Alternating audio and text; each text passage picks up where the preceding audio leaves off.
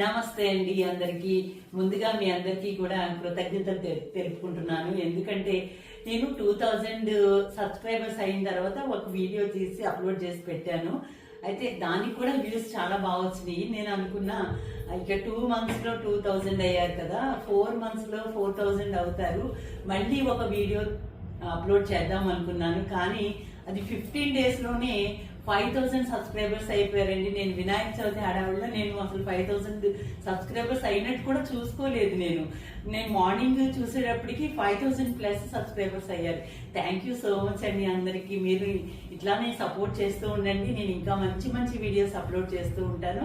అసలు నేను ఇలా ఛానల్ పెడదామని కూడా అనుకోలేదు. ఇలా మా పార్టిసిపెంట్సే, మేడం మీ క్లాసెస్ చాలా బాగుంటున్నాయి, మీరు వీడియోస్ పెట్టండి, యూట్యూబ్ పెట్టి అప్లోడ్ చేస్తూ ఉండండి అన్నారు.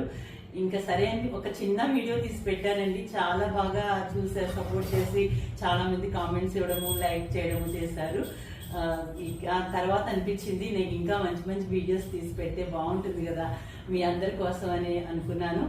అలాగే నేను తీస్తున్నాను, మీరు కూడా సపోర్ట్ చేస్తున్నారు.